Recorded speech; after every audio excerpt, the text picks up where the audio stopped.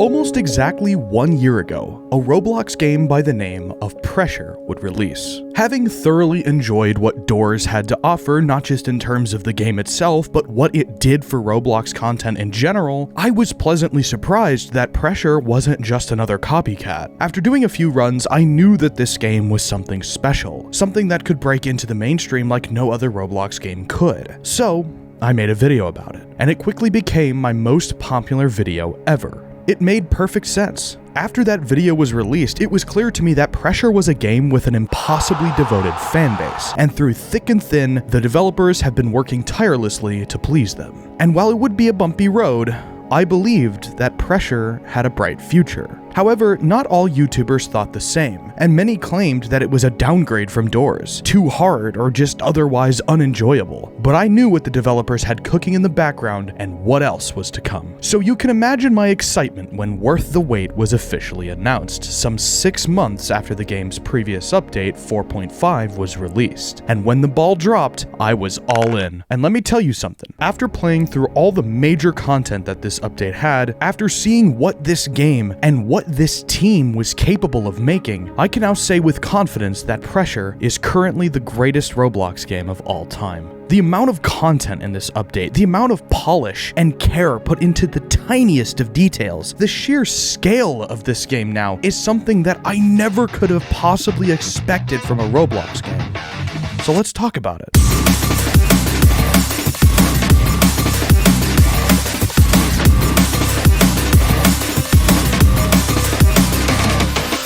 Worth the Wait added the single most amount of content to Pressure out of any other update the game got. Despite having a setback in the form of a Roblox event called the Hunt Mega Edition, Worth the Wait was indeed released with all of the content that was promised by the dev team. Sure, there were a few bugs here and there, which is obviously to be expected from an indie team, but so far the folks over at Urban Shade have proven time and time again that they're more consistent than most AAA studios. Starting with the lobby, Worth the Wait completely overhauled it. While the original Pressure lobby was indeed very cool and a lot more expressive and interesting than Doors, this new one is like 3 times larger and has way more secrets to discover. My personal favorite is that if you have at least one win, Mr. Shade will be staring down at you from his observatory, which is a really cool Easter egg that's extremely easy to miss if you aren't paying attention. Something about the overseer of the entire operation just staring at you, waiting.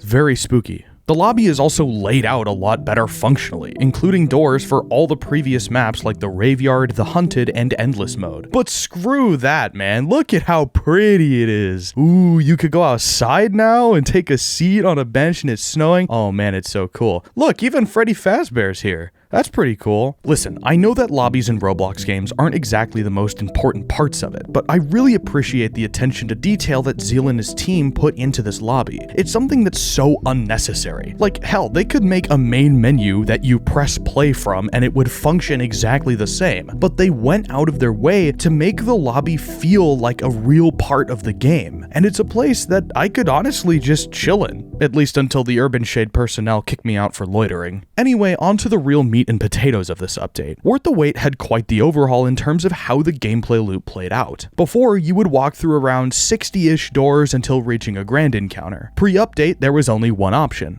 searchlights. When Pressure released, this was an amazing encounter. The concept of having an enemy that's always above you while forcing you to look down to fix generators created such an insane amount of tension. I never really mentioned just how scary Searchlights was in my original Pressure video, but I promise you, this update has made it 100 times worse. First of all, good God, look at the size of this room. The Searchlights encounter arena, now known as the Lunar Dock, is at least twice as large as the original Searchlights arena. The new water the game has makes this place look like an alien planet. It's wild. And the goal is basically the same: fix a bunch of generators that now have way better animation. However, the actual searchlights themselves behave much differently compared to before. Whereas before they would just spin in a circle and insta-kill you if they saw you, they now spam hooks, often missing their target, and if they see you underneath a wooden plank, they can destroy it. What? How did you make this? Why did you make this? Don't get me wrong, the first time I got my cover wrecked, it was like,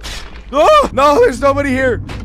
Oh, Oh, he broke it, you know? But like, geez, man, come on. Can you give me one break, dude? Can you give me one break? I really like this new searchlights encounter. Not to mention the tram area that you take to get there. Yeah, instead of just pulling up on the double doors like, gee, I wonder what's behind door number 63. It's a really atmospheric train ride that gives way better context compared to this little walkway that used to exist before the update. It's all very cohesive, and that's a reoccurring theme in this update and really in this game. Pressure is a very cohesive game. Everything that exists within it makes sense not only from a gameplay perspective, but from a world building perspective. This is a non-functioning facility. It's a broken down facility, yet all of the failsafes have activated, like Navi, the AI. God, I really hate Navi. Anyway, where was I? I kind of got off track there. Oh yeah, that reminds me. That's not the only thing that changed with the grand encounters.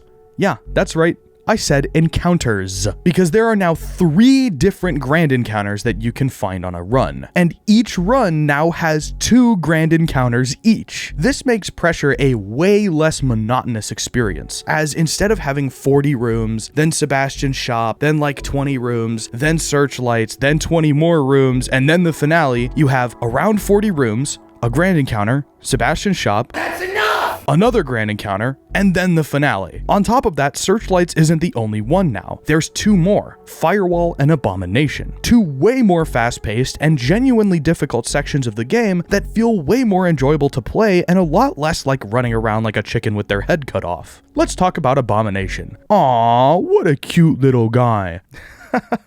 No, but seriously. This grand encounter has you don a Nost-branded undersea glider and traverse pipes with impossible geometry as well as several minefields. Why does Urban Shade have this many mines? Seems pretty unnecessary. Danger. Oh. Yeah, I guess okay, that would make sense. As you're flying through fan blades, Abomination is chasing you extremely quickly. You can press Q to look behind you, but why would you want to do that? He's right behind you. Go faster. Both unsafe for your health and the tire.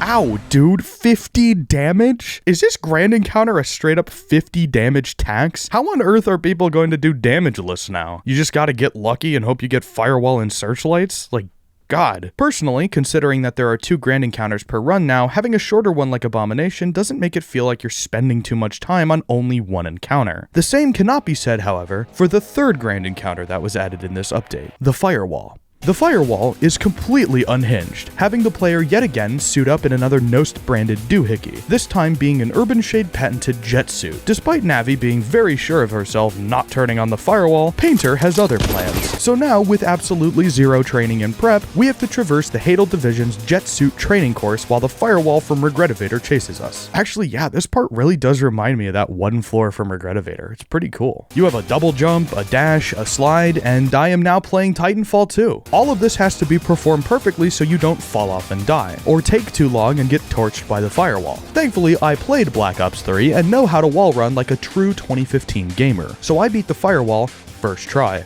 However, it was actually really hard. In fact, it was so difficult on mobile specifically that Zeal ended up making a mobile assist mode specifically because too many people were struggling with Abomination and Firewall. So those are the new grand encounters. A nice break from the monotony of traversing 100 doors. But honestly, that mechanic is more of a genre issue at this point. Yes, I'm considering doors to be so influential that it is an entire genre of game. However, now we're getting into what I really want to talk about with this update. Starting with the overhauled finale. If you asked me a year ago what I thought the absolute best part of Pressure was, I would have said the ending. And I do definitely still think that the true ending of this game is fantastic, and the way it now flows is a lot better to how it was before. I'm not gonna lie, having to run around and fix 7 cables that are randomly scattered around the ending area was insanely tedious. Did it cause a lot of tension the first time I played it?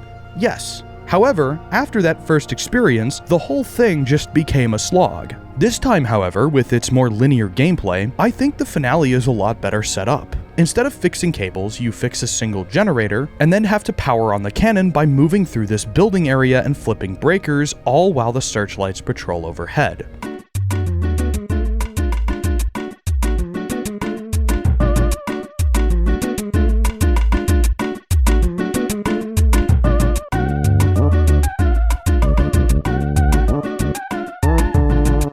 And don't worry, the stomp is still absolute perfection.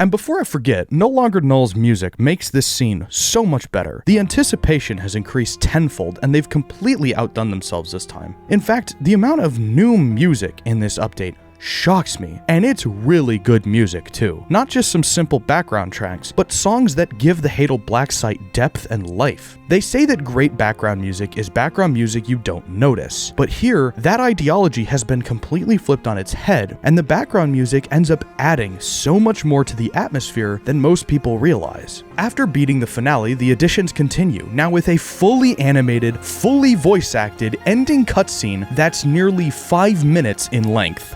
Yeah, instead of that boring text box that shows up at the end of a run, you get a fully animated cutscene. Yeah, I just can't with the level of detail in this update. Every single part of the game has had some small tweak or improvement, and as more bugs get fixed, the content within is only going to get more and more polished. And don't bother telling anyone what you saw.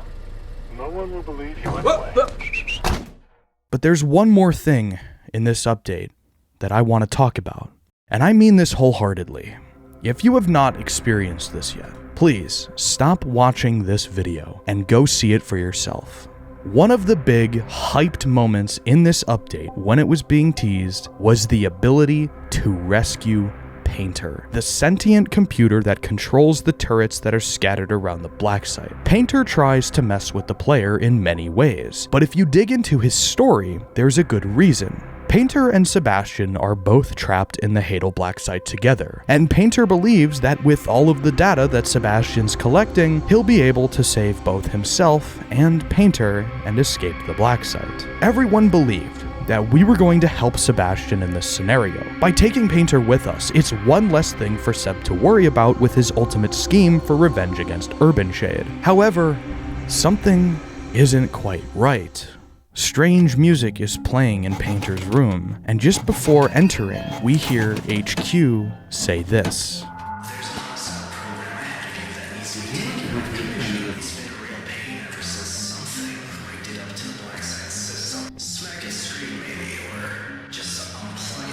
And so, for some bizarre reason, instead of rescuing Painter like the Good Samaritan the game wanted us to believe we were, we drive our fist straight through his screen.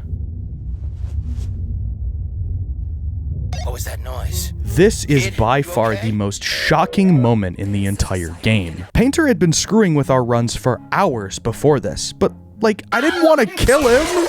God, man, why? Why did you do this? But before the heartbreak sets in, an overwhelming sense of dread quickly replaces it, as we hear none other than Sebastian on the other end of Painter's walkie-talkie, terrified, rushing over to check on his friend.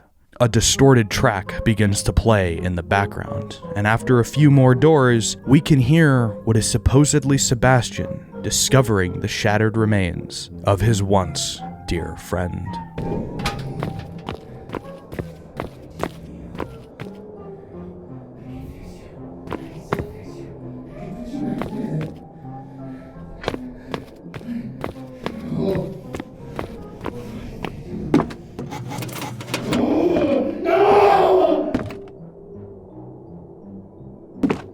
A terrifying sequence made only more terrifying by the thought of what Sebastian might do to you if he catches you.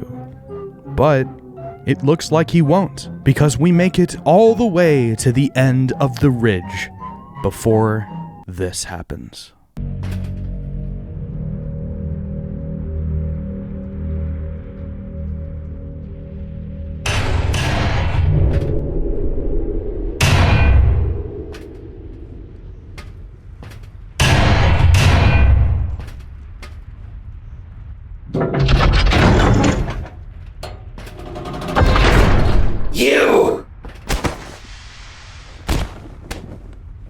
You could have had everything you ever wanted. everything I ever wanted. And you still went out of your way to take everything I had left in the process. You entitled brat. You expect me to sit idly by and keep smiling as if nothing ever happened? Oh, I'm smiling, all right. Grinning ear to ear. Don't even start with that following order, schlock. You knew what you were doing all too well. Sure took your sweet time. Enjoyed every last second of it. Good. Excellent, even. I'll merely return the favor. And you bet I'll be enjoying every last moment of this.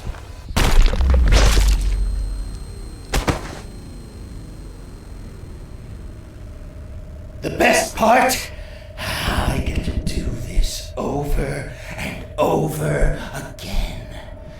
You'll come back, I'll know, and I'll be waiting. You have no one to blame but yourself. You're in a hell of your own making, and you're never getting out!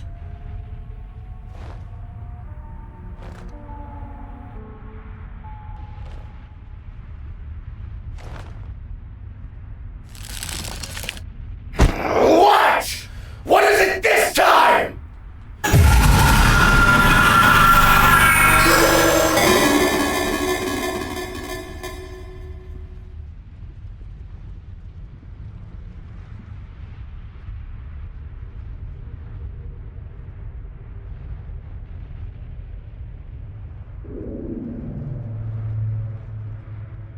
Not only is this scene beautifully animated by Altiwire, one of the lead animators for Pressure, but it is genuinely heart-stopping. First of all, they gave Sebastian eyelids and pupils. That already makes him 5 times more expressive, but when that power is used like this, look at his face, dude.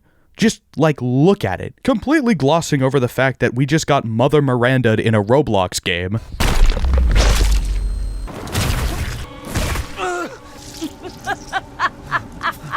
This cutscene chilled me to my core in a way that this game hasn't quite done yet, and in a way that Doors could only ever dream of doing. He animated the picture. He animated the picture of the cat, moving. Look. Right there. He animated the picture of the cat. Bro, what? What? He animated the... Dude, what the man? I didn't even see that. Oh my god. Just the smallest is oh my god. I can't get over that. I cannot get over that, man. That's insane. But it's what happens at the end of this cutscene that really intrigues me. What? What is it this time?